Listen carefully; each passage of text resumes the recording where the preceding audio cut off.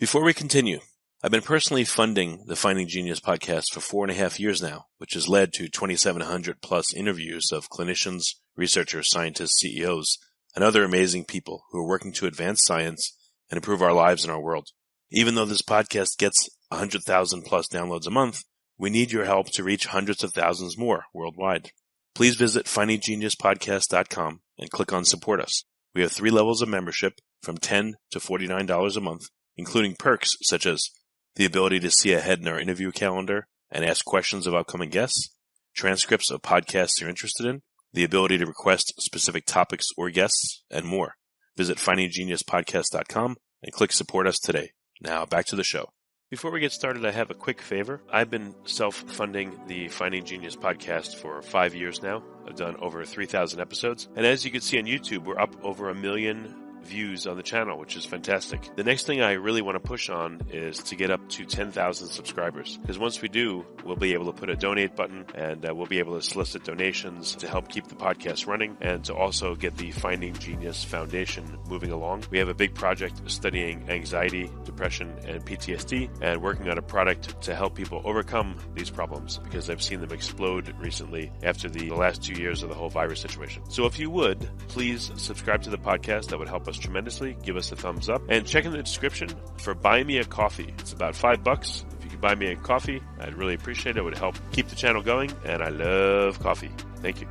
Forget frequently asked questions. Common sense, common knowledge, or Google. How about advice from a real genius? 95% of people in any profession are good enough to be qualified and licensed. 5% go above and beyond. They become very good at what they do, but only 0.1% are real geniuses. Richard Jacobs has made it his life's mission to find them for you. He hunts down and interviews geniuses in every field: sleep science, cancer, stem cells, ketogenic diets, and more. Here come the geniuses. This is the Finding Genius Podcast with Richard Jacobs. Hello, this is Richard Jacobs with the Finding Genius Podcast. A returning guest, Dr. Marcus Ross. He's a paleontologist and the CEO of Cornerstone Educational Supply. He's a longtime science educator. He's taught for 16 years as professor of geology and was director for the Center of Creation Studies at Liberty University in Lynchburg, Virginia. We started a conversation last time about dinosaurs, but I wanted to ask about other subjects, about his company and other paleontological questions. So welcome back, Marcus. Thank you. Oh, thanks very much for having me back. It's a delight. Okay, maybe we could spend a few minutes on the Cornerstone Company and tell me about that. That's awful kind of you to ask. So Cornerstone is a company my wife and I started while I was still an educator, while I was still teaching at Liberty University. And I got the idea that, maybe there would be some kids out there, especially in the homeschool and private Christian school environment, who would be interested in rock, mineral, and fossil kits, the sorts of things that I taught out of my lectures and my laboratories at school. And I looked at them and thought, well, these are kind of expensive. They could be done less expensively without any change to the materials, and it would open up a world of geology to a bunch of people who sometimes are a little bit cautious about entering into that area of science because of the occasional conflicts that they find between religious faith, particularly Christian biblical faith, and what many geologists think is the history of the earth. And so I wanted to be able to provide some materials that would help to engage people in learning about geology and fossils and minerals, and at the same time be able to show them that there is a path forward, I think, for those who are devout Christians who think that the Bible is providing us with real information about the history of the world and seek to take that seriously. So that's what got us started. It was one of those mom and pop in the basement sort of thing. We tore out a whole bunch of stuff, put in shelves, and started assembling geology kits. And it wouldn't be too long before we started supplying homeschool co-ops with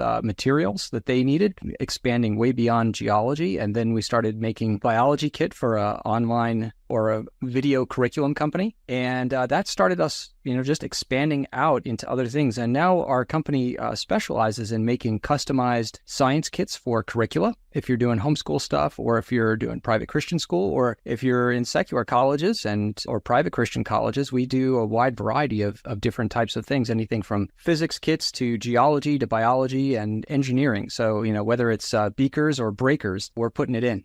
Okay. Very good. What are some of the feedback you've got from the homeschool co-ops and the other users of the curriculum? Like, what do they like about it? What questions do they have?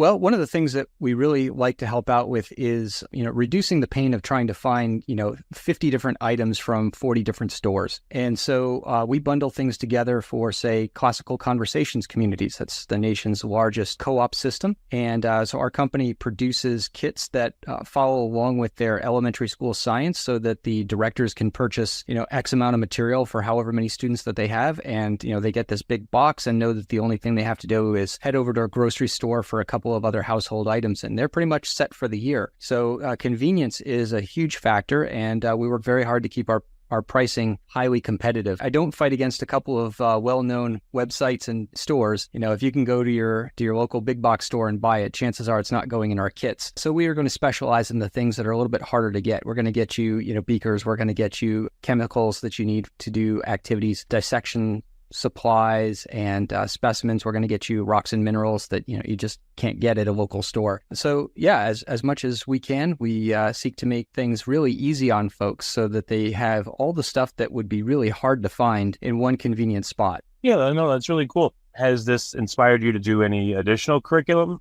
for homeschoolers, or it's plenty with the the geology, the paleontology, etc.?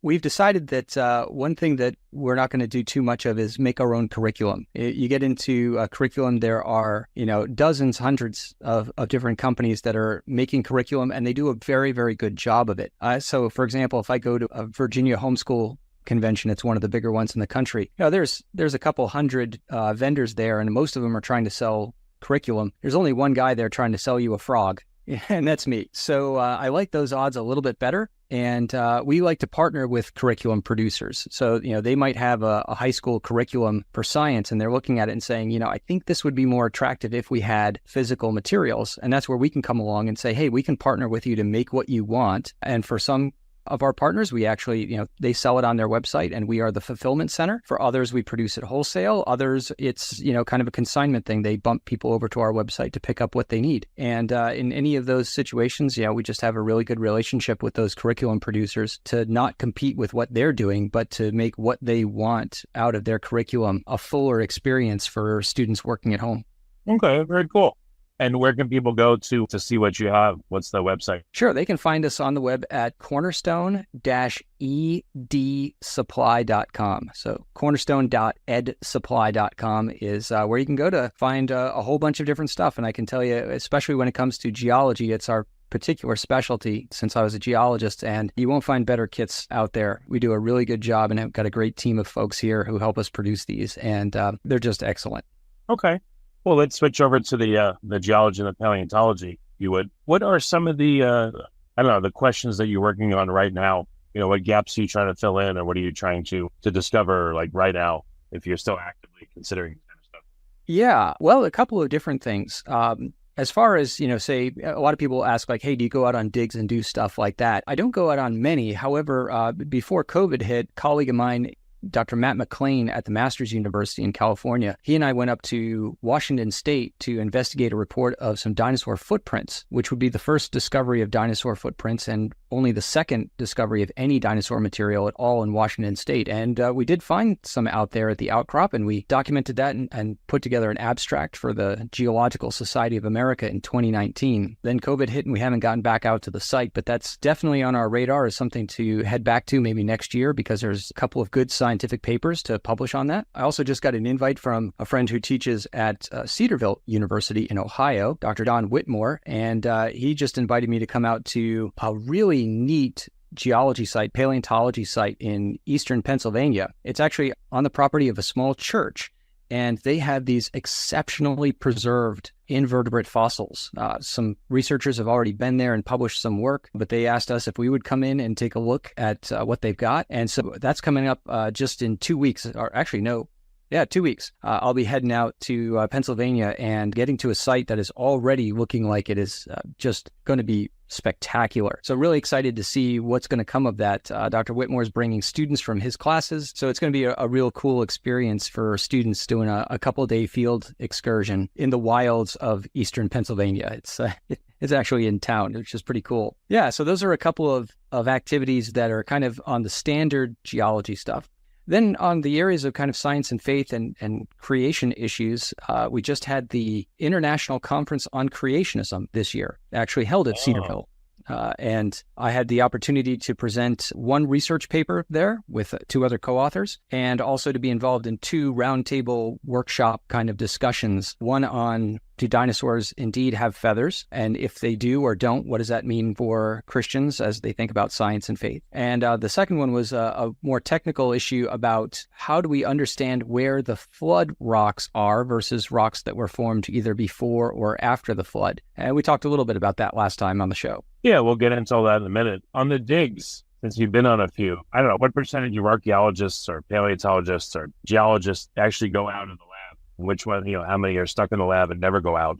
I was just curious if you know the aggregate numbers. Not off the top of my head. A lot of us that have been trained in paleontology will teach at colleges and universities or even high schools, or might work at local science centers. There's not very many folks who end up being a paleontologist and are, working at a research institution, university, and, getting funding to go out and do stuff. That's a much smaller number out there. So, how many of them get out there? Not as many of us as would like to. I'll say it that way. What did it do to your thoughts and your observations once you went on a few outdoor excursions? You can teach about this stuff all day long and read about it, but when you're out there in the dirt and the sun and digging and looking, and how did that change your perspective? That's a great question. Thanks, Richard, because it was a field methods class when I was an undergraduate at Penn State that really opened my eyes to how much I did love geology. I tend to be more of a thinker than a doer. If you're going to kind of bin people in something like that. I'm not as much of an outdoorsy guy, but when I finally took my first field methods class in geology, where we went out for 4 hours twice a week, so 8 hours in the field every week, that was just like, wow, scrambling over rocks and, looking at stuff and getting your notebook out and documenting and, watching Amish buggies drive by and 18-wheelers drive by. We're out in Pennsylvania. Was super fun. And then when I was in my master's program, I got my first full taste of, being out for weeks at a time. I was hired to traverse the Missouri River up in South Dakota and document the geological resources that are owned by the Army Corps of Engineers. They own the land right aside from the lakes and the river there. So those were some really formative experiences for me. But then later on, as I continued on in my work, a lot more of what I did was database analysis. I would,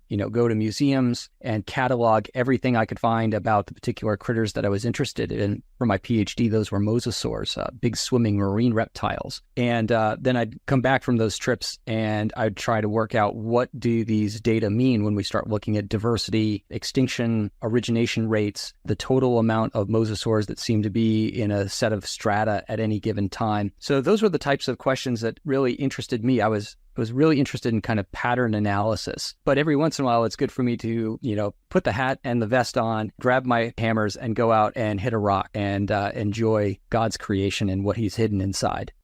Any strategies that you use to like what I imagine is, if you go out on a dig, what if you had someone that literally filmed everything you saw, and then later you can go through the footage, or they can, and potentially spot things that you didn't see the first time because you're busy looking at rock A and you missed cropping B.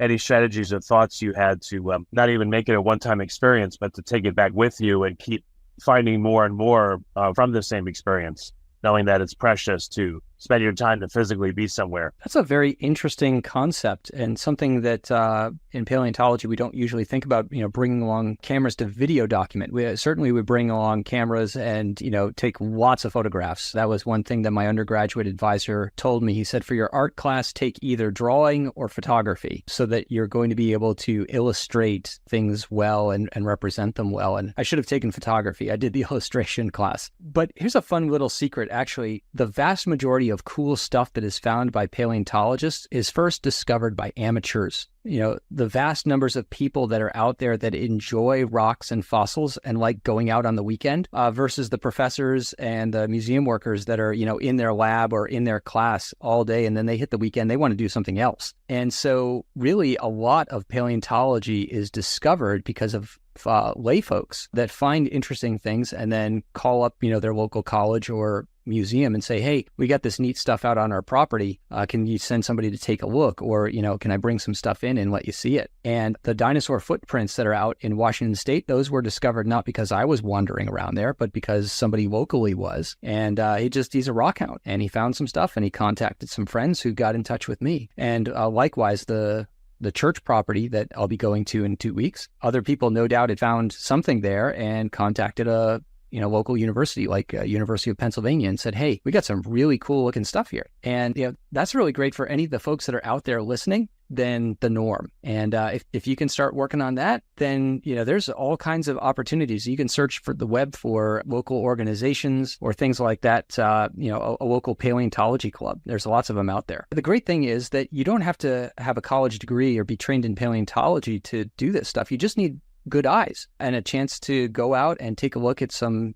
rocks and discover stuff. And, it really is that simple that, once you start training yourself to see things that are different from the rest of the rock, then all of a sudden things start popping up at you. I know it sounds maybe funny or silly, but if I wanted to go somewhere and I wanted a geologist to come with me to show me things that I wouldn't otherwise see, can I hire them? Do they ever do that? That's a really neat question. Yeah, like what if I was going to go to the Grand Canyon? I called you and I said, hey, do you know someone that is in geology that I could pay them to come with me and they could help show me things I wouldn't normally see? Well, for something like the Grand Canyon, I would point you to an organization called Canyon Ministries, for example. And they run river raft tours as well as bus tours up to the rim. And they know that stuff like the back of their hand, and they can show you all kinds of things. I was privileged to go down the Grand Canyon on a river raft on 2 occasions. And they're just a wealth of knowledge down there. And they're going to be able to show you where the fossils are. They're going to be able to show you interesting features, caves. They're going to take you on hikes to waterfalls and things like that. All sorts of really neat stuff. Now, if you go to the Grand Canyon, because it's a national park, you can't take anything out of there. Everything stays in there. You can't take a blade of grass. Well, not much there in the canyon. And same thing goes with any of the other national parks or some of the other things. Vertebrate fossils in particular, things like dinosaurs or mammoth and, mammal sorts of material on federal land are protected. So you're not able to take that stuff out. Some federal lands will allow you to collect invertebrate fossils, shells, trilobites, ammonites, things like that. And a lot of state land will allow you to collect that within reason. You can't go out there with a jackhammer and start splitting shale like it's a business. But there are also businesses that have private land. I can think up, especially in places like Wyoming, there's a whole bunch of different places on the Green River Formation that will allow you to come up, pay a fee, and split shale, and you will come back with, bucket loads of fish fossils, for example. Or if you want trilobites, there's a couple of great places out in Utah that have really abundant fossils, and you go out there and you split shale, and you get to keep whatever you find. And, if you're doing a tour of the West, these are some really, really cool opportunities to take, a half a day and walk away with probably, 30, 40, 50 fossils out of it.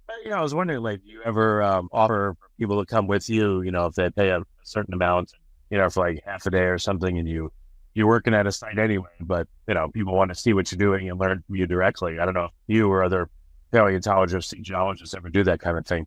I guess organizations do.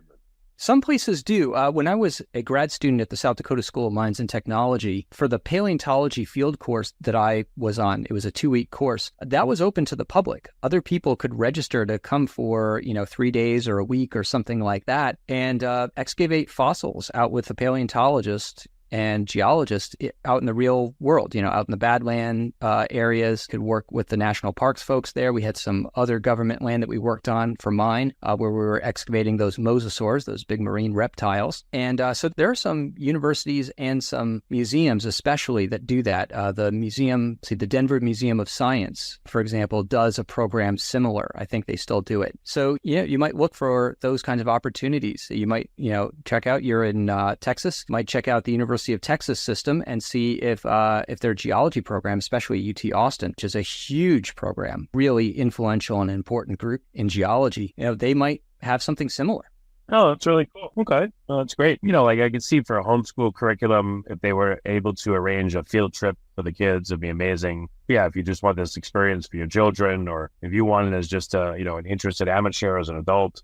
So that's why I was asking. I guess these things pops into my head. Yeah, something that I tell homeschool associations when they ask, or local homeschool groups, I tell them to get in touch with a local rock quarry. So, where you're at out in Texas, there's a whole bunch of limestone quarries. Everything is made out of concrete down that way, especially around Dallas area. And quarries are great companies most of the time. And they often will have an educational component where if you say, hey, could we get a tour of the quarry? They'll bring in their geologist, who works for their whole company and might just do a tour for them. And some of the stuff, especially the limestones in Texas that are, quarried all up and down the area, a lot of those have fossils. And your kids might be able to go over to one of the rock piles and hunt their way through and come out with fossils and learn all about mining. And that's something that, at least here in Lynchburg, we don't have fossils in our rocks, but the local company does do stuff for homeschools and for public schools too. They're great partners. I really love pointing people to them. All right, very cool. Well, I guess going back to the two questions you brought up, one differentiating flood rocks versus pre-flood rocks, I believe that's what you were saying? And post-flood rocks. Oh, and both. Yes. What are some of the characteristics of the three, if any, have been found? Sure. So within young Earth creationism, as we're interested in thinking about when God first created the world and then later destroyed it with the flood, we might think, okay, are all the rocks made from the flood, especially everything that's got fossils in it? We would think that for creation week rocks, if we go through those 6 days of creation, it isn't until days 5 and 6 when God creates large organisms, things that live in the ocean or the air or live on land. So I would expect that creation week rocks would, generally speaking, be barren of anything like, large, complicated life forms. It's quite possible that maybe there was some fossilization between the creation week and the flood, but most of us believe that probably the most significant beginning of major fossil forms in the rock record are going to be emplaced during the flood. And there are a couple of different places in the geological record where we have this major scour mark that pretty much covers one end of North America to the other. We call it the Great Unconformity. And unconformity in this case is kind of like an erosion line. And above the Great Unconformity, generally speaking, you start finding sedimentary rocks with lots and lots of fossils. And so a lot of us in creationism think that that is probably a good proxy for the beginning of the flood. But then we have the question of, where does the flood end in all of this? And for that, one of the areas of research that I've looked at, and kind of a method that I've proposed for looking at what's flood versus not flood, is to think about the difference between animals that are deposited during the flood versus the animals that eventually come back and live on top of those rocks and sediments. And I would expect that there would be a pretty substantial break, that whatever happened to be buried, say where I live in Virginia at the time of Noah's flood, is probably disconnected with whatever ended up coming back to this place. Because we also tend to think that the continents had moved substantially. Climate and the ecologies are different between the pre-flood and the post-flood world that we now live in. So I would expect that there wouldn't be much connection between the fossils of animals buried in the flood somewhere in my feet and any additional fossils that might be found in sediments above that. Good question here. It seems like about 1,000 years passed from creation to the flood. So why wouldn't there be pre-flood fossils? What would there be? What would you expect? There could be pre-flood fossils, but we tend to think that the violence of the beginning and the initiation of the flood was probably substantial enough to scour most of those sediments and any dead organisms that happen to be in them and remobilize them into sediments that were formed during the flood itself. Are there parts where the rock is so thick where you could dig down where it's very unlikely that it would have been affected by the tectonics of the flood, and therefore you could get a peek into what it looked like before? There are some places where the rock cover has been scoured away. So, for example, where I live in Virginia, in Lynchburg, I don't think that we've got any flood rocks on top of us. They've all been eroded away. For much of the area's existence, it was actually kind of high and dry and being eroded. This is where the Appalachians were being lifted up, I think, fairly early on during the flood. So if I want to find rocks that have flood fossils, I've got to drive at least an hour away to find some. My area, on the other hand, has pretty much been wiped clean down to the, I think, probably creation week or possibly post-creation rocks. But there's no major fossils of any kind in them. Maybe some algae and some bacteria, but that's pretty much it. I know that dating methods are not super exact, sometimes maybe wildly inexact. But of the places, let's say like Australia, kind of in the interior, supposedly that's been undisturbed for the longest possible. Has anyone looked in areas where even traditional science says like, hey, this has been around, it's been unchanged for like 3 billion years. Not that it's been that long, but maybe that's a proxy for areas that are the least disturbed or least affected by flood. Maybe not, I don't know. Right. So right here in the North American continent, the place that you could go to see, what are at least dated to be exceptionally old, those kind of 3 billion year old stuff, would be up in Canada. But one of the reasons why you can get to those rocks is because that was where the glaciers were building and grinding off all of the other sediments. So as they built, probably after the flood, there was an ice age. And so young Earth creationists do think that there was an ice age that happened, but they think that it occurred after Noah's flood was done. And the land bridges that it created helped allow, say, people to migrate from the old world to the new world. But because the glaciers were over northern Canada grinding away all the other sediment, now you can see those basement rocks, what we call the Precambrian rocks. And those ones, again, the only types of fossils that you might find in any of them are chemical residues of microorganisms. So these would be, I think, remnants of the original creation week when God was first creating the world. The world had oceans over them.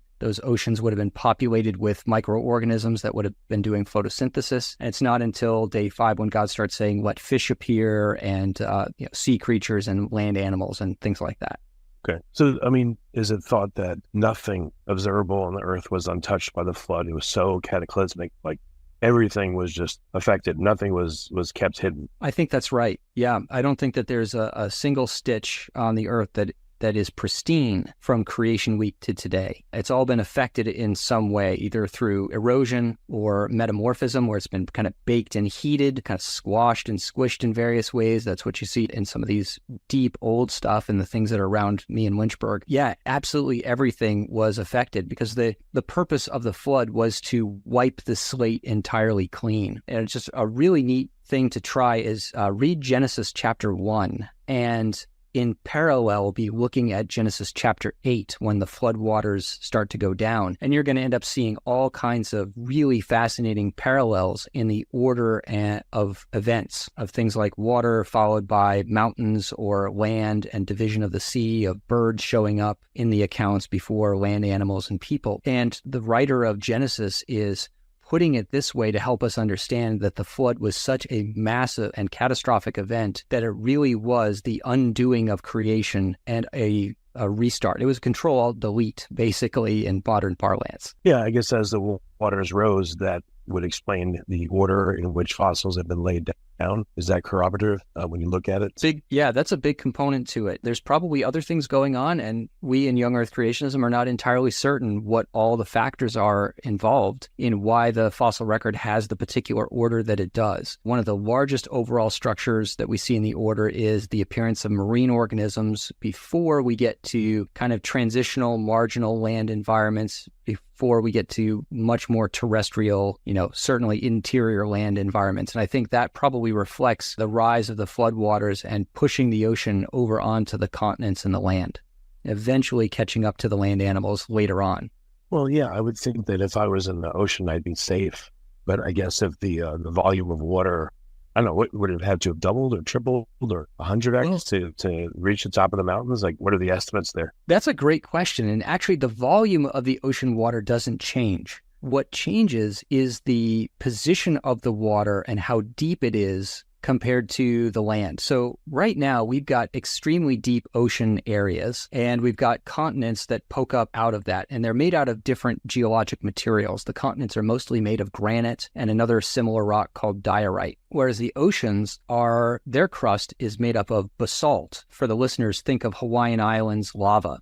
That is the sort of material, and it's much more dense than granite is. So the ocean crust is thin and dense, and it sits down low, and the continents are thick but also buoyant and light, and so they stick up. What happened during the flood is that there was a lot of plate tectonics activity, and that activity elevated the bottom of the oceans, pushed them up vertically. And as they did that, it's kind of like raising the bottom of your bathtub. The water's got to go somewhere. It keeps going up, and it goes up onto the continents. And we have a couple of different components that we think are happening during what we call catastrophic plate tectonics. But the main thing is that the continents are being eroded fast, and the ocean bottom, the ocean basin, is being lifted up, and that displaces the water to the point where, at least at one point during the flood, the entire world is completely covered. And it doesn't stay that way for very long. God relents and causes a wind to come over and starts the process of the water going back. But it's a fascinating thing to think that actually all the water that was used to destroy the world is still with us. It started in the oceans,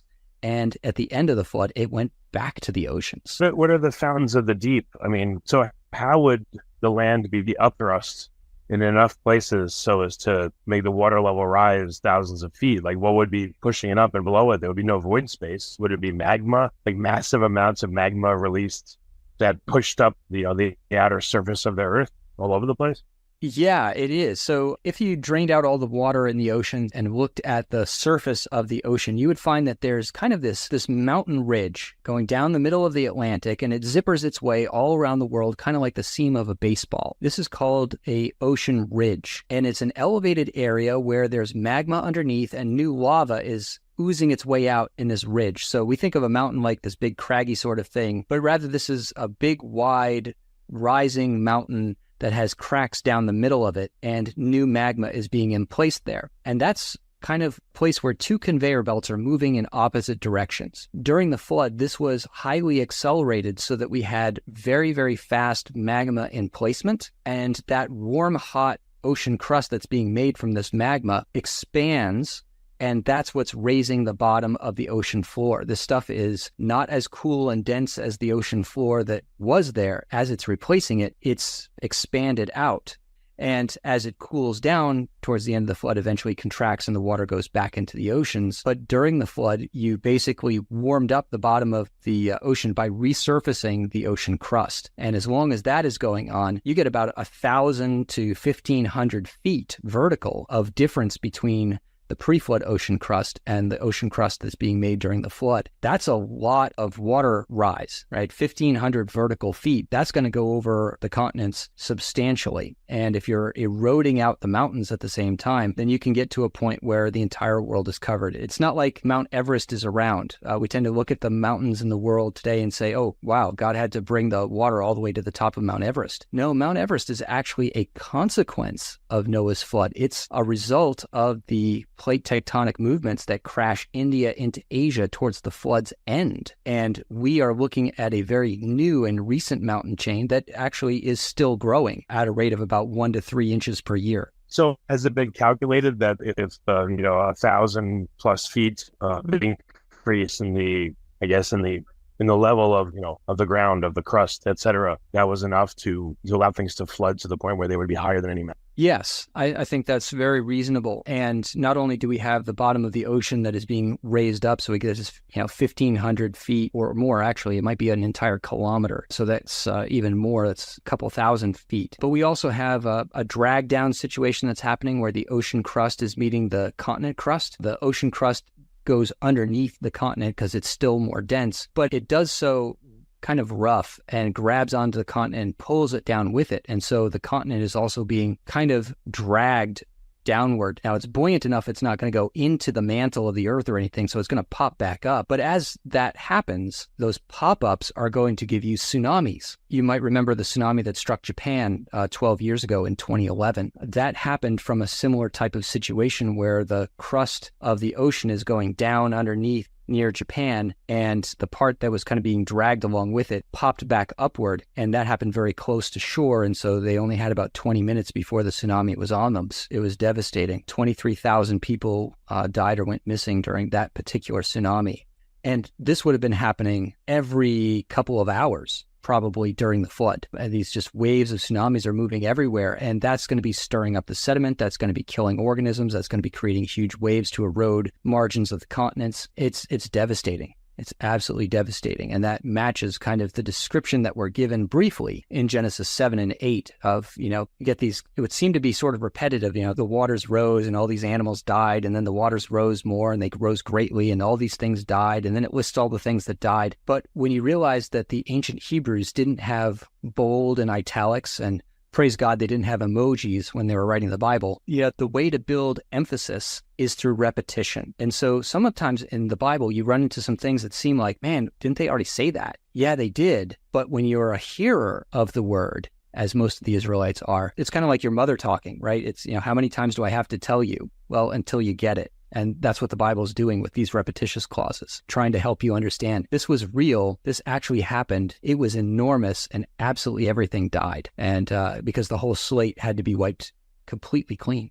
What if there was a large lake, and as the flood happened, all of a sudden now salt water, came over the brim and flooded the lake? What would that create geologically that you could observe, nowadays? Wow, that's a really interesting question, Richard. One of the things that it would do is probably cause a mass death amongst the fish population if it was a freshwater lake. Because if you have a huge incursion of salt water into that, the animals that are dedicated to living in fresh water can't stand the difference in salinity. And that could produce something like, a mass kill assemblage in the fossil record. We have lots of different examples of these in both the marine and the terrestrial realm, but this would be a neat example of one that might happen in a large lake. That can happen also with perhaps volcanic activity. If you have a whole bunch of poisonous gases that pour over a lake and start to mix with the water, you might kill off a whole bunch of animals and they would fall to the bottom of the lake. And if you had a lot of sediment that was coming over with this, say tsunami, then they would be buried and you would have the perfect conditions for fossilization. Fossilization is not something that happens widely in the present. It does happen in some places, but it's not very common. But the flood provides you with a mechanism to bury enormous volumes of organisms and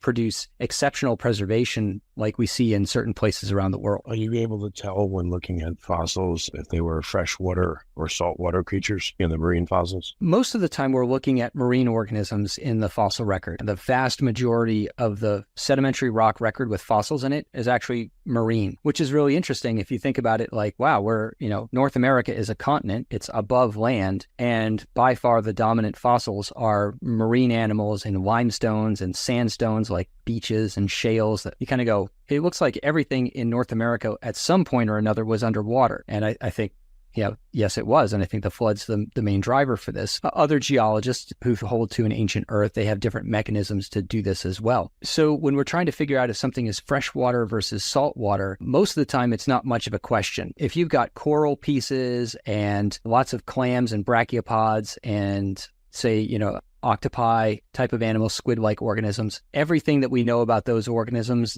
as a cluster, as a group, as an ecosystem would just kind of scream out to you, this is marine. There are some types of clams, however, that are freshwater clams and certain types of fish that are definitely freshwater fish. And so you'd be looking to see like, okay, does this deposit that has clams and fish, what are the other fossils associated with it? And if you get a lot of land plants and some mammal teeth, then you're going to say, okay, this is probably like a river or a lake system. But if the other fossils with those clams happen to be things like corals, well, corals don't live in fresh water. They only live in marine sediments with salt water or marine waters. So yeah, we're going to use the modern world to help us adjudicate when we have questions. But every once in a while, we might get surprised. There's going to be these marginal situations where we're not really sure. But for the most part, we got a good handle on whether or not an organism is marine or freshwater. Yeah.